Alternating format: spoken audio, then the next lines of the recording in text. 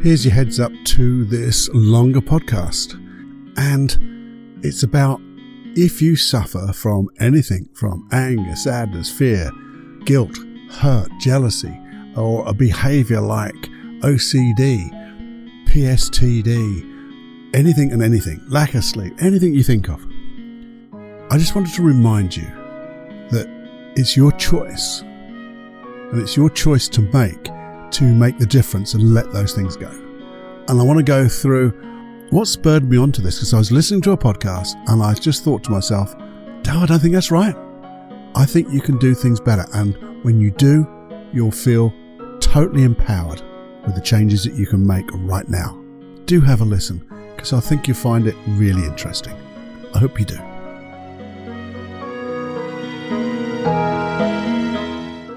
Warning. Warning. Warning. Warning. You are entering into the unplugged mind of Paul Clough.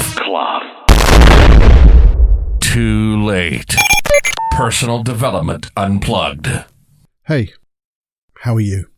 Back again for hopefully a longer podcast. We'll just see where it all goes to. Now, by the way, it's Paul, and just like to say I'm really pleased to be here to share this little thought, amusing. You see, don't you like the word musing? I love the word muse. Musing, having the muse, which is where you get all your intuition and things like that. But as I was musing the other day, I was listening to a podcast. Oh, not again, Cluffy. Yeah, I was back into the stream of listening to podcasts. And I was listening to this podcast on mental health. And it was on the subject of PTSD and linking it with suicide. So I thought, that's a happy thing to think about. I'm going to listen to that. You see, I'm just interested.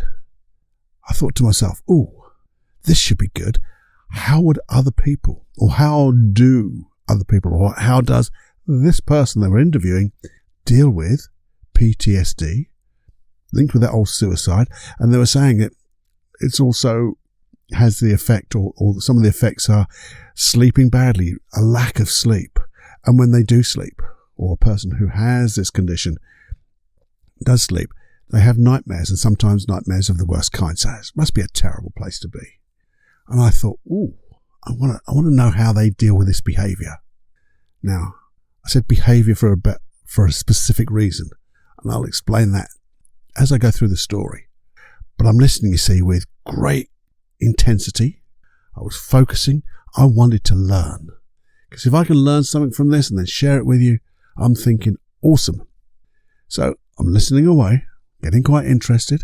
Loved the guy who was doing the interview. I thought he was great. And then, boom, shock and horror. All I heard say was, well, before we really deal with that trauma, the trauma that's caused the PTSD and the effects of lack of sleep and the effect of the nightmares, and, when it sadly attaches itself to that feeling of ending it all, suicide. First of all, before we do anything at all, we don't work with that, because we need to be more stable. So our client needs to be in a stable place, and then we can work on things. Now, it wasn't clear, and it could well be that stable is giving people medication, but sometimes medication is just that plaster. But if we need to be a little bit more stable through that, I get that. But that wasn't the way it's coming across. It came across as, first of all, we have to stabilize ourselves, get more in control, become more comfortable with ourselves. And then when we're in this different state, then we can work on it. And I thought to myself, well, there isn't a more stable state, because if you can't be more stable, the end result is dead. That's pretty stable. And I thought, that really, I didn't think it was a good thing to say, because we all like hope, and there's nothing wrong with hope. Hope you're going to get better, because if you've got hope, you've got a belief that there's a chance. And I know there's more than a chance to get better from anything. Just have to go for it, take responsibility and go for it. But you see, I think that's the time to work before it gets worse. Because if that person who's troubled with PTSD and the trauma is slowly getting worse, well, guess what? It's going to continue getting worse. And that's why then that depression sets in. That's why that thought of can't take it anymore comes in. So we've got to deal with it as soon, in my view. I'm a therapist, not your therapist, but in my view, deal with things when they present themselves as quick as possible, because things just, like a snowball going downhill, seem to get bigger and bigger as they go downhill. So if we can get it at the top of the hill, it's easier to deal with. And I think it was so disappointing that if people heard it as I heard it, saying, well, you're taking away a lot of hope because I can't see myself being stable. And to be honest, in that state, I'm guessing you can't, because it's a bit like when you're depressed and saying, well, we'll wait till you're only, till you're just neutral. Well, I can't even think about that, because when I'm in that state, You can't think, sometimes it's very difficult anyway, to think of another state when you're in a negative state. You can do it, but you need help. It's very difficult to do it yourself. It's like trying to solve the problem from inside the problem. You have to get outside the problem. Look in. See it from a dissociated point of view, which is where the one-to-one therapy comes in, doesn't it? So things like this, PTSD and that trauma, that's pretty big stuff. And it does need a little bit more help than self-help. One-to-one therapy. As you know, I always say someone with NLP, hypnosis, timeline therapy, they do get some really good results with this type of stuff. If you're suffering from things like anger, excessive anger in your life, too much sadness that keeps recurring and recurring, fear of anything, or just grieving too much about loss, maybe you're jealous, or maybe your self-confidence it's never high enough. Or like your self-esteem, that's never high enough. And it should be. And you shouldn't have to suffer through anger, sadness, fear, grief, jealousy. Do you know what? I hadn't thought about this for a little while, but why don't you come and work with me? Because, I've told you before that I work online, I do coaching, I do therapy online, but I've never really thought about offering it directly to you. So why not? Don't listen to what other people say when they say, things take such a long time, because they don't. 2-3 sessions is generally all that's needed to get rid of some of the biggest problems in people's lives. I see it day in, day out with my clients. So if that's something you can consider, because I do know this, that we always put things off. We put things off, and then we'll go to that bit where we go, oh, if only I did. So here's the thing.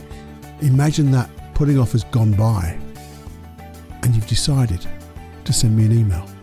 An email at feedback@personaldevelopmentunplugged.com saying, hi Paul, I've got this issue. I'd like to work with you. And here's my telephone number. Here's my email address. And the thing is, what would happen is we get in contact over the internet, online. We do an initial consultation. Doesn't take very long to make sure that we're a good fit and make sure you're really comfortable with me. I know you've listened to me a lot, but you really want to see the whites of my eyes. And let me explain how we work together. And if that is right, and it's right for you, and I want to make sure it's right for you, I don't work with just anybody and everybody, only the people who I feel I can really help. Then we'll organise 2 or 3 sessions and get the thing sorted. Okay? So why not send me that email now? Don't think any longer. Stop. Get online. Give me an email. And let's do some work together. If you really are interested in making deep changes, I really always suggest one-to-one. Yes, this Personal Development Unplugged podcast gives you all the tools, but let's get rid of the deep underlying issues so you can really make use of all the tools here. Anyway, that's enough from me. If you want it and you want to let go of that stuff really quickly, and you like me, and you'd like to work with me, then send me that email. If it's not for you, that's fine. Just keep listening and keep sharing. Okay? Anyway, I'll hear from you real soon, I'm sure. See you now. Sorry, I just couldn't resist that. But I'm not only just talking about this type of stuff, and this is where I'm getting to, because it was that philosophy of getting more stable before you do the work. No, I believe that if you are getting that information from your body saying, look, this is not right, you take responsibility to try to find a different way. Now, I think there's another way to look at it as well. You see, we talked a little while ago of looking into loneliness, and we will. I haven't forgotten. We are going to dig deeper into that because there's different forms of loneliness. But thinking of loneliness, depression, OCD, anxiety, fear, you fill in the blank. To me, they're only behaviours. They're the way you behave. A feeling is part of the way you behave. It makes up that behaviour. It makes up that internal picture in your mind. It creates that feeling, changes your physiology and comes out like a behaviour. So these are just behaviours. And if we change any one of those three, your physiology, your state, which is emotion, the pictures you make in your mind, then things will be different. They will change the behaviour. And if you only think of these as behaviours, behaviours are relatively easy to change, aren't they? Relatively. When you have a philosophy that seems to make sense. And this is my philosophy that I work with, and to me it just seems to make sense. You see, there's a presupposition in NLP, and a presupposition is just a convenient assumption, something that you can work from. And this particular presupposition is every behaviour has a positive intention for the person who's doing the behaviour, by the way. So the behaviour might be absolutely terrible in everyone else's eyes, but for that one person, it's trying to do something good for them. So here's the thing. If we know or accept or just acknowledge that, okay, this behaviour of loneliness, depression, OCD, anxiety, fear, PTSD, lack of sleep, if we know it's only behaviour and it has a positive intention, well, we just have to realise what that positive intention is, because when you realise that, you'll find out, and your unconscious mind will find out, that it is in conflict with that intention. The behaviour will be in conflict with the intention. It's like when you're fearful of something and anxious, the positive intention is generally around being safe and being comfortable. Well, when you're in, or you're experiencing anxiety and fear, what's the last thing you feel? Bloody safe, isn't it? You don't feel safe, you don't feel comfortable. But the intention is, I want to keep you away from something, so I'm going to make you scared about it. Well, now I'm scared about both things. Scared about doing it, scared about not doing it. But if we said, okay, I want that intention to keep me safe, but how could I get it another way, a better way, which could be awareness, could be planning, could be a little bit of confidence, could be increase my self-esteem, could be whatever. You fill in the blank again. They're all better than the old way. And it's like when we explain to our unconscious mind, sometimes just with hypnosis, but just generally talking, that yes, we don't want to go away from the intention, the positive intention, but we want to have a better way to get that intention because of the conflict that's going on right now. The behaviours that your unconscious mind is using is just not working. It's like your unconscious mind does a Simpson moment and goes, "Oh!" But it doesn't know what to do. And that's where the processes of NLP and hypnosis come in, to give you choice of more appropriate ways. Because when your unconscious mind finds a better way, well, what's it going to choose? Will it choose the bit that doesn't work, or the behaviour that doesn't work, or change to and use the behaviour that does work, that is more appropriate? It's a no-brainer, isn't it?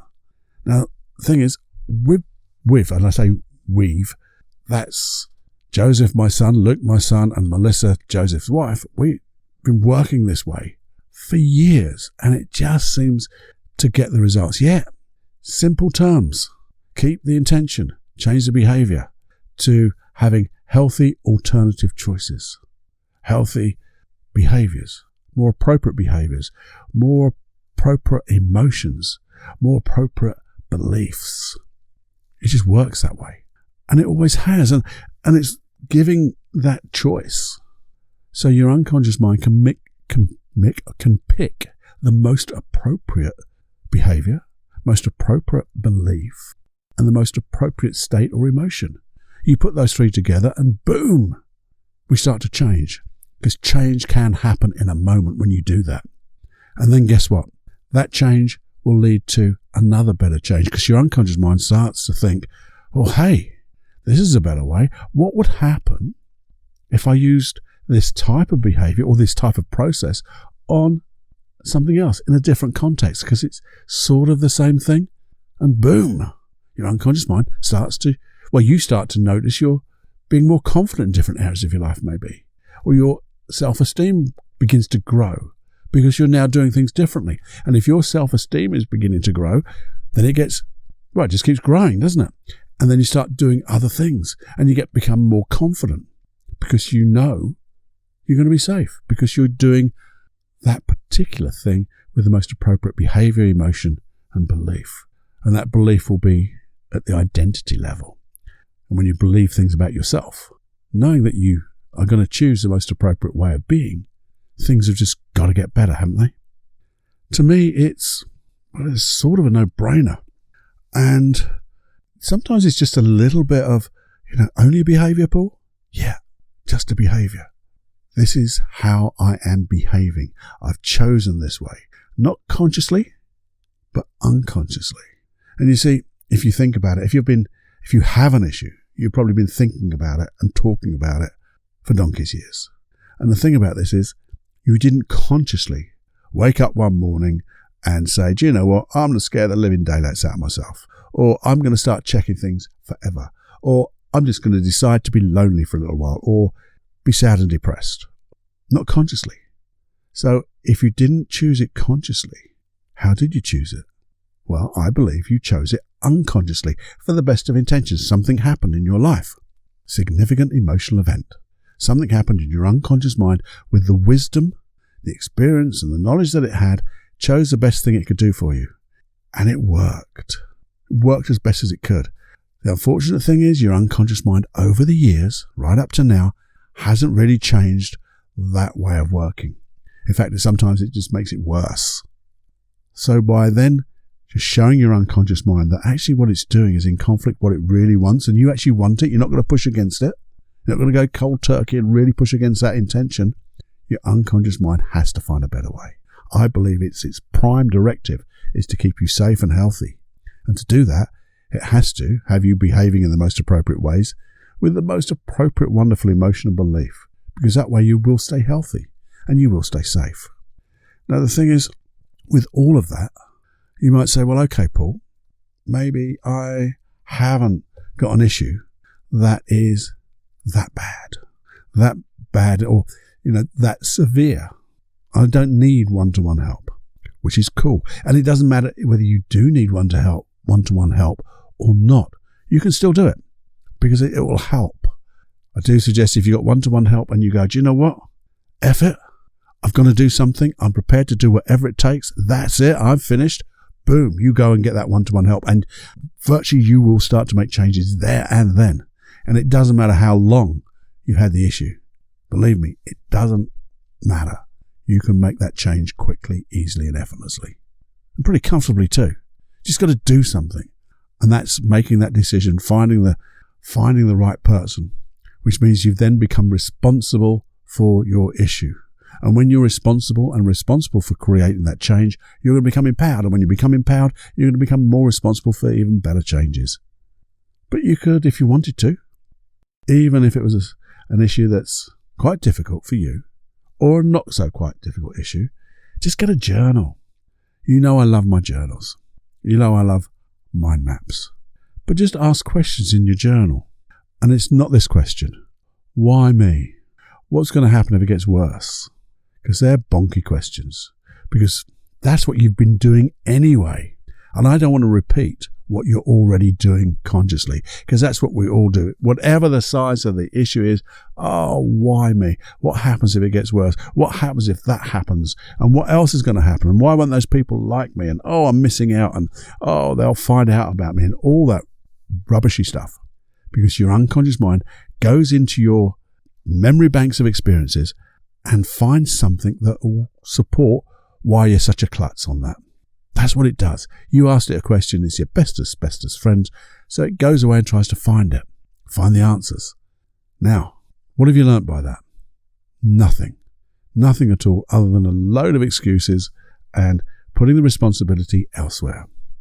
But if you asked a question like this, I wonder what the positive intention is for me feeling this way. What is it positive? What are you trying to do for me, my unconscious mind? What am I getting from this? And then look at it from a distance. Think about it as if you were to float away from that problem and look down at it. What is actually happening? So, for example, things like OCD. What is that? Well, that's in some ways it's safety, but it's to make sure that everything is fine. You've checked everything. Nothing's going to go wrong. Well, OCD checking things once is good little quality to have, because you do something and you just check it once. But when you've checked it, click. That strategy finishes, has an end. It doesn't keep looping and looping and looping. So you go, okay, well, if I only need to check once, how can I do that? Oh, there's another question. How can I get it that I'm confident that the work has been done? And if you're anxious about something, what is your unconscious mind trying to protect you from? Is it maybe making a mistake? Is it making sure you're prepared? Well, once you understand the intention, you can see there's a conflict everywhere in that, because it's actually making you maybe overwhelmed. You're freezing. Well, that's not protecting you in the way that you're prepared to be prepared.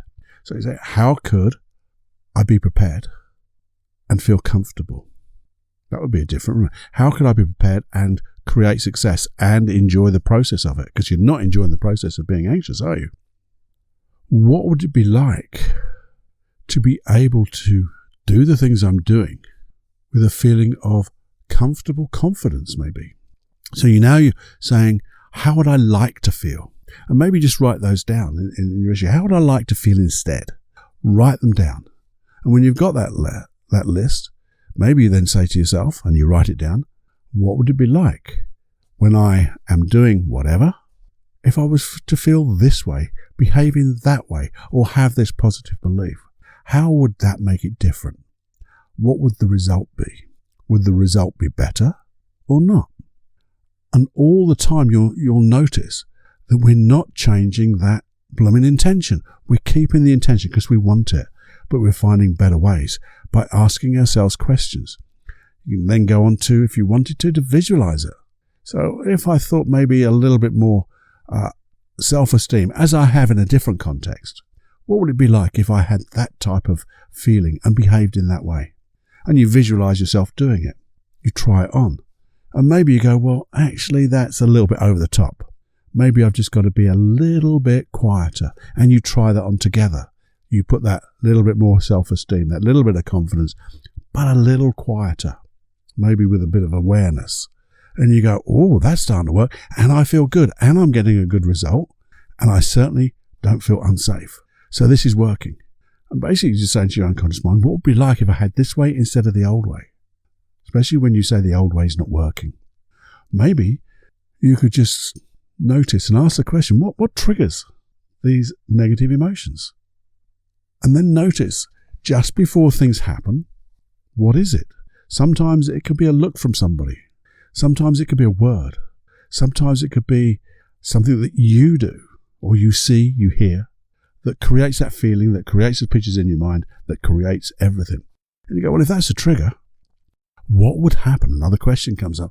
What would happen if I use that trigger to fire off those other better ways? So I didn't have to think about it. So the trigger stays the same, but we're triggering off better behaviors, better beliefs, better emotions. And then visualize it happening. There's a trigger. There's me doing this. And the more you practice in your head, the more permanent this new way becomes. But you're giving your unconscious mind choices. Choose a different way. Choose a different way. Even if it comes down to, well, do you know what? I'm going to do these questions because Cluffy says so. See what happens. But also be committed. Committed to whatever your issue is, a little bit of exercise. If you're doing exercise, great, but just notice how much you're doing it and where it is. But if you're not, exercise. Get the chemicals in your brain flooding your body in a good way. And it doesn't have to be running 10 miles in the gym. It could be just walking out in the fresh air. I always say, if you're going to walk out, look up above your eye level. Be safe, watch where you're walking as well. But notice there's a whole world up there that you don't normally look at. You'll see so many different things. And as you're looking, smell. Use all your senses to notice your environment. So you're getting exercise and you're getting stimulation. Think about the food that you eat. Because sometimes just eating the wrong food doesn't help. Well, it certainly doesn't help, does it? So you might want to look at, well, let's make it interesting. Let's find something different to cook. Maybe I can read things. Stimulate your mind into the things that you want to do. Because you're going to say, well, if I want to change, I might as well change by learning new things or learning the things that I want to learn about so I get a different skill. And then you're going to get more confident. Self-esteem goes up and you'll be looking at the mind map saying, well, actually, there's even more choices I can do now because there's different contexts that I want to use these new skills.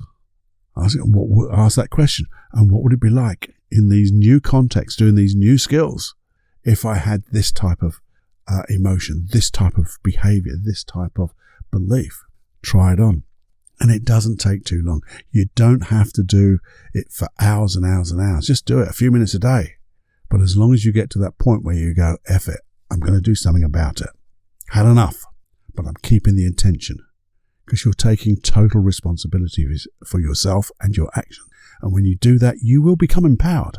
There's no doubt about it. You can only become empowered. And the more empowered you become, the more results you get. And you're practicing these new ways because you'll start to do them and you'll just get better.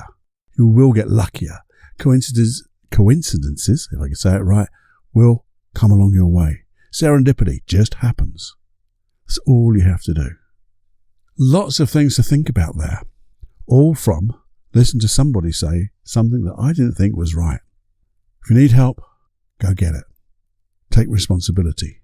I'm going to do this. I'm going to find the right person. Only deal with the right person who you get a good rapport with, who you know, who you feel is going to help you, and they have the confidence to help you. You can find them. Just talk to them first.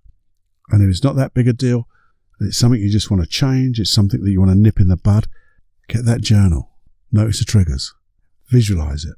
Got a magnificent superpower, visualization. We've talked about that before. Because when you do that, and we say it so many times, your unconscious mind doesn't realize what's real, reality, and what's imagined. And when you start to imagine doing things in a different way and keeping the intention and getting better results, your unconscious mind goes, well, I've now got choices. And the other choice doesn't seem to work. I wonder which one I'll choose now. Maybe it'll be the better one. And you know it will. And that's why I think it's so important that we learn. Learn that you can do this. Because only you can. You have the choice. See, it all comes down to choice. You have the choice to take the responsibility and make a change now. That's all you have to do. Get yourself that journal. And have fun doing this. Have serious fun. Be seriously funny about doing this. I could do a lot more on this, but I just wanted to give you that thing. Don't believe everything you hear. You can believe this, but not everything you hear. And just start to, it all comes down to, I guess, to choose how you want to be. Making sure it's good for you, making sure it's good for the people around you, and making sure it's good for our little old planet Earth. Because there's too much going on that is not helping this little old planet Earth. And we should. There's a few shoulds about this, and we do should all over us, but we really should look to leave this planet Earth in a better place than when we were first born into it. We really should look to leave the people around us in a better place than after we meet them. So if you meet anybody, if you can have that intention to leave them in a better place, a better space from being with you, that would be awesome. And you should have that same intention for yourself, to always leave you in a better place than you woke up to. Every day. Every day. Okay then, that's my little ditty. I hope it makes complete sense. Probably doesn't, but if it does, let me know. And if it doesn't, let me know. You can just email me, feedback@personaldevelopmentunplugged.com.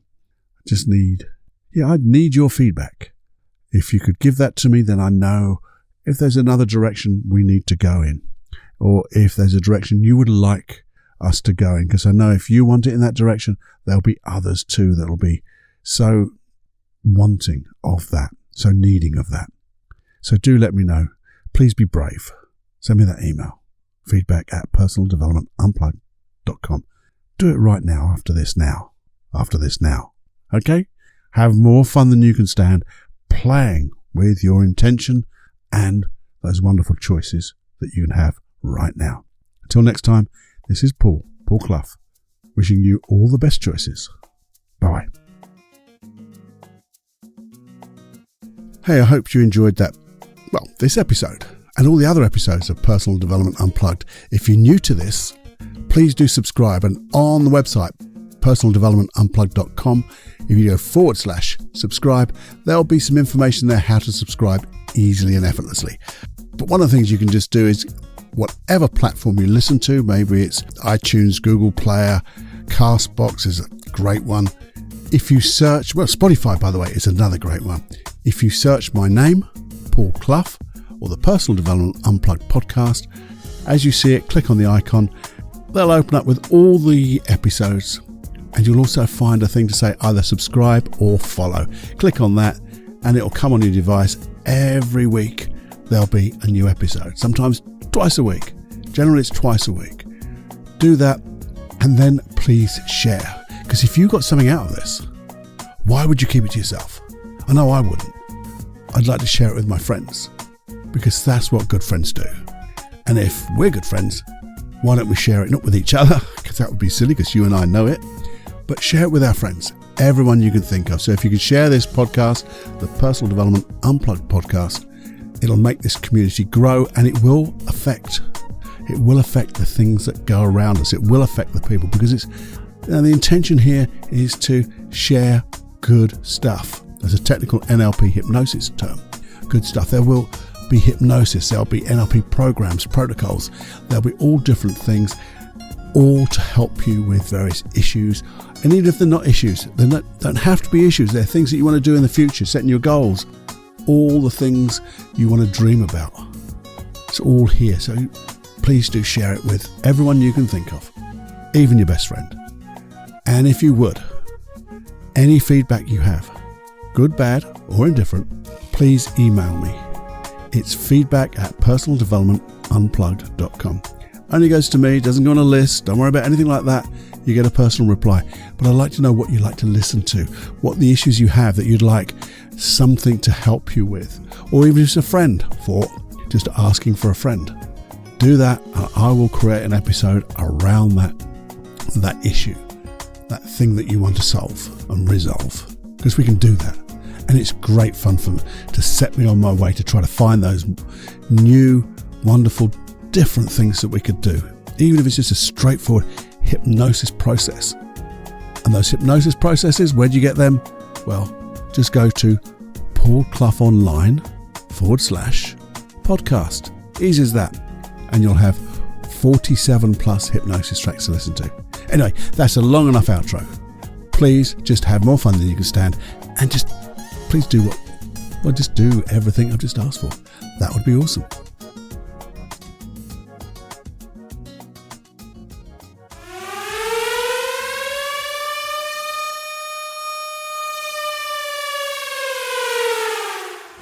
Warning, you are now leaving the unplugged mind of Paul Clough. It's time to fly on your own. Be brave, my friend.